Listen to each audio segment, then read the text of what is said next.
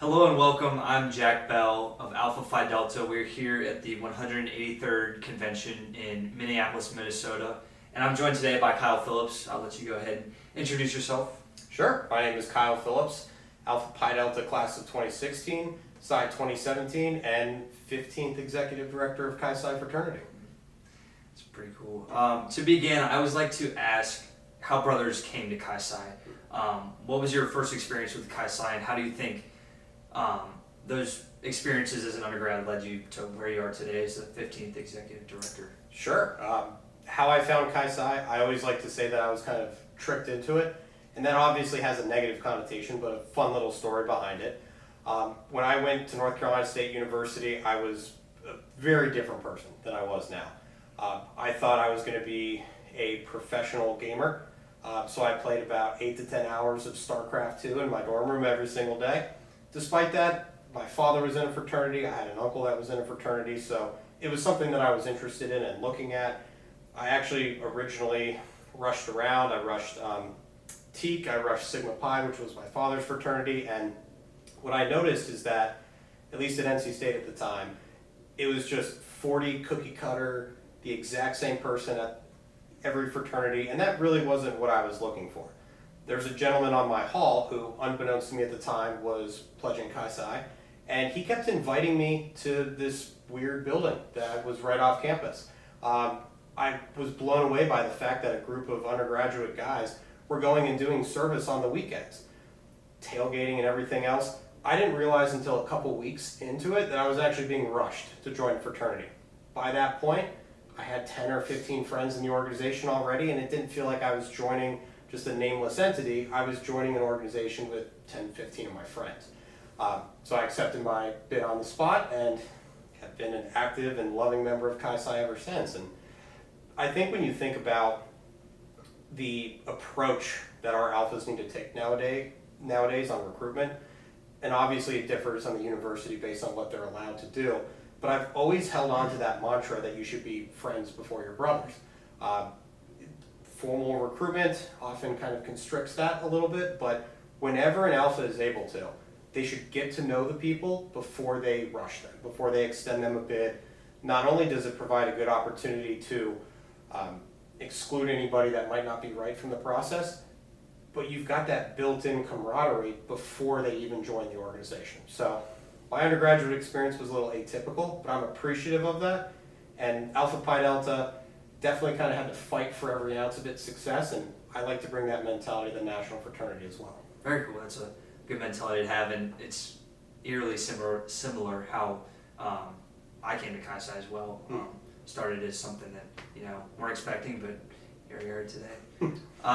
Notably, you have two alphas that you've been initiated into. Already talked about NC State. Can you tell us a little bit about your time at Alpha Psi and Cornell University? Sure. So when I joined the central office, I originally received an offer to join as an alpha visitor. And that's the position that kind of predated the Alpha Success Advisors. And unbeknownst to me, they had bigger ambitions and bigger plans for me. And it was myself and then Rich Merlino, who's Beta class of 2016. They found the two most southern members on staff, and they decided to send us up to upstate New York to Alpha Psi and to, at the time, reinstall that alpha. So we got there in fall of 2016, shortly after coming on staff. Rich spent 6 months there. I actually ended up spending 2 years there.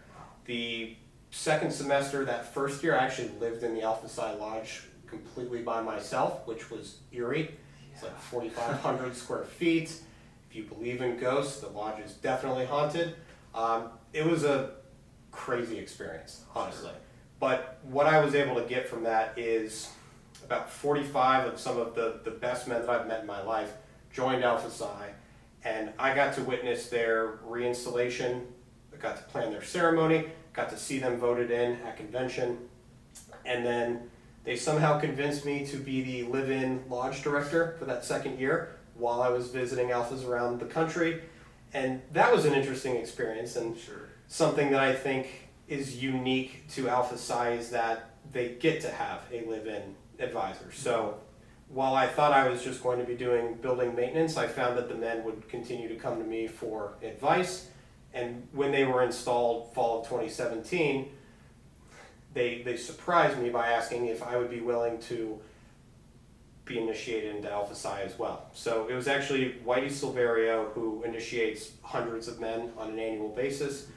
He came in for that, and I didn't know where I was going, but I loved the journey, and Alpha Psi will always hold a very near and dear place in my heart. And I figured 2 years up there, we can justify the second Alpha installation. For sure. You mentioned that journey, I guess, continuing at Alpha Psi, and it's led you here as the new executive director, number 23. Can you talk a little bit about your role and what that entails as someone who may not know watching? Sure. The role of executive director? Correct. It's an interesting role because on the one hand, I am kind of the spokesperson for the fraternity when it relates to campus individuals, alumni. There's a lot of high-level strategic planning, a lot of financial and budgetary constrictions. Really, it's strategic planning for the organization. It's figuring out how we best prioritize the resources that we have to support our existing alphas, potential new alphas, and also just making sure that we as a national organization continue to be aligned both on the local level and on the national level. There's elements of risk management, there's elements of strategic growth, but by and large, I am a spokesperson for the national fraternity and its biggest champion if I do it well. Okay, awesome. Personally, is there something that you're most excited about in this new role? I mean, there's a lot. I kind of follow it. I follow large footsteps in this.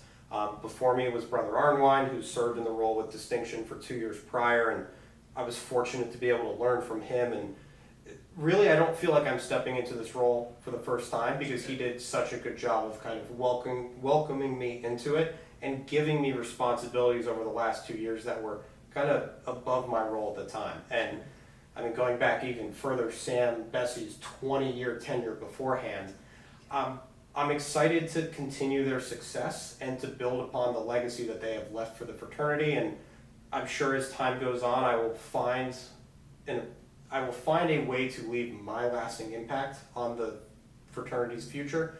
But right now, I'm really kind of focused on making sure that all of our alphas and all of our alumni entities are supported. 2024, not the easiest time in our history to be a part of a fraternity. So That's for sure. before I can expand and do new things, I want to make sure that everything that we're doing right now is buttoned up and done well. Yeah. I think that's a good goal to set off on.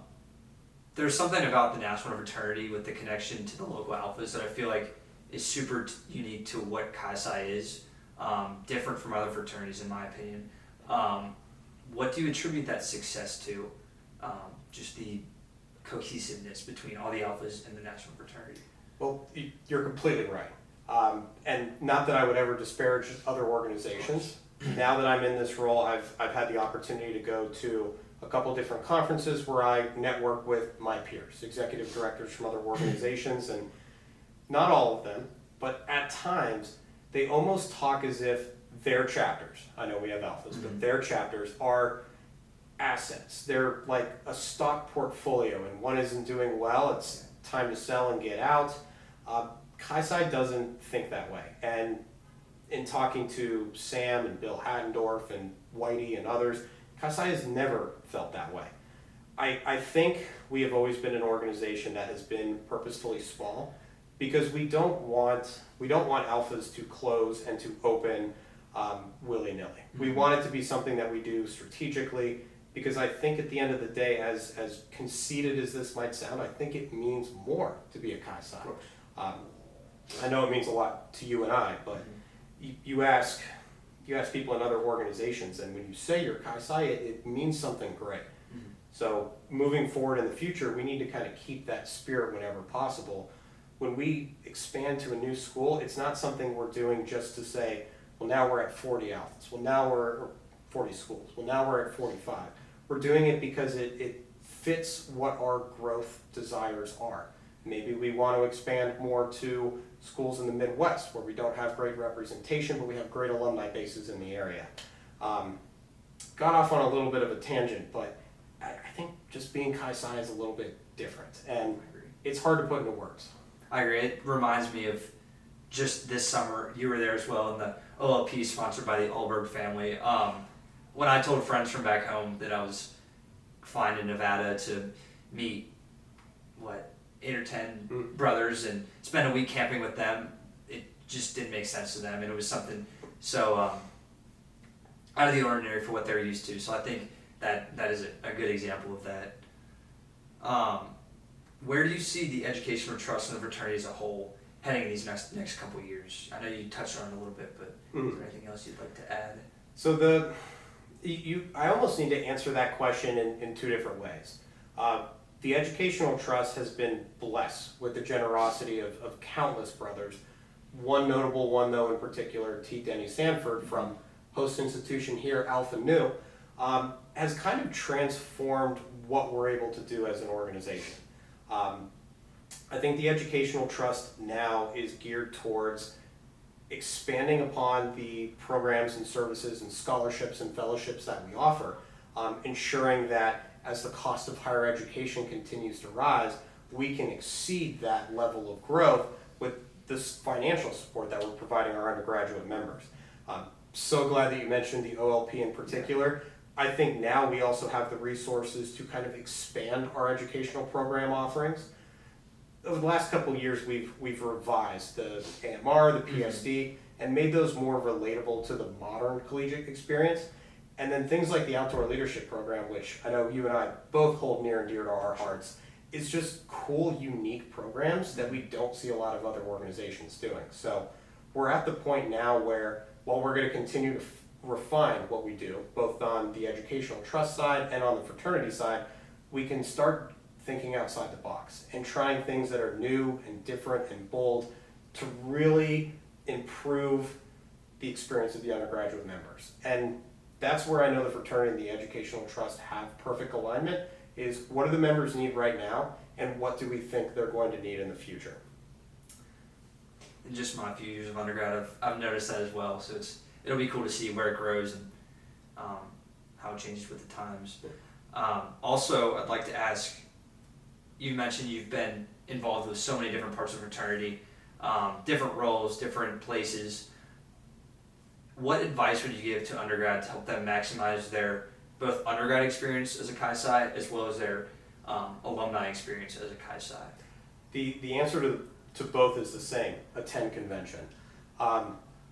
There's really no better opportunity to kind of grow beyond just the alpha level experience. Ultimately, that's the cornerstone, right? Is the experiences and the memories that you make when you're an undergraduate brother. But I wouldn't be sitting where I was today had I not been invited to attend convention immediately after I was initiated. And that was back in 2013, and I've actually attended every single convention since. So, Very cool. Bill Haddendorf, I'm coming for your record. Just give me 40 or 50 more years. Going to convention can completely change your perspective on the fraternity, and it makes you realize not only is Chi Psi a little bit different, but I'm willing to bet I could put just about any two undergraduates and any two alumni in a room. They will find common ground. They might even develop a mentor-mentee relationship because of it, and they'll have a heck load of fun along the way. So attend convention.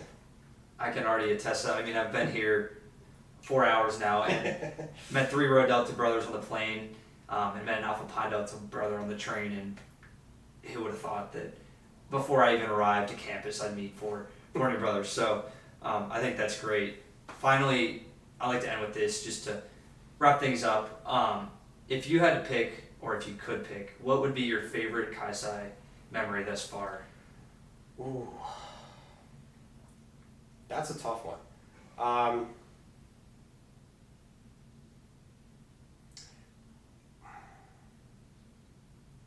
I think my favorite, can I give like 2? Of course. Okay. I think one of them, and not just because it's the one that is kind of most vivid in my memory right now, but I really enjoyed the heck out of the Outdoor Leadership Program this year. Yeah. Beautiful venue, wonderful conversation with you all kind of at the end of a strenuous day, especially on Saturday. At times working for the fraternity, it does feel like a job, but there are experiences that I have like that literally will send goosebumps down my body and remind me that the reason why I'm working for the fraternity is bigger than just me. It's bigger than a paycheck. It's to make sure that you all feel supported and that your experience is enriched by being a part of this fraternity. So it was yet another reminder of why I do what I do and why I enjoy it. I think another favorite memory of mine is kind of a general one, but I was fortunate to go to school in the Mid-Atlantic, and we have a lot of alphas in North Carolina in particular. We would always travel when we were undergraduates. We drove 13 hours down to Mississippi to go visit the Brothers of Alpha Gamma. The brothers from Chi Delta would come up and visit us all the time. We'd go say hi to our baby blue neighbors down the road, even if that was a little contentious during football and basketball season. But I so fondly remember meeting brothers from other alphas, even while an undergraduate, and realizing, oh, they're just like us. They go to a different school, they support different collegiate teams, but at the end of the day, we're all Chi Psis. And it's a beautiful reminder that the organization is bigger than just the four walls that you call home. I can totally attest to that. Just togetherness of the National Fraternity, how that adds to so much. And yeah, I think that wraps things up. Thanks for joining us today. Thanks for having me. Of course.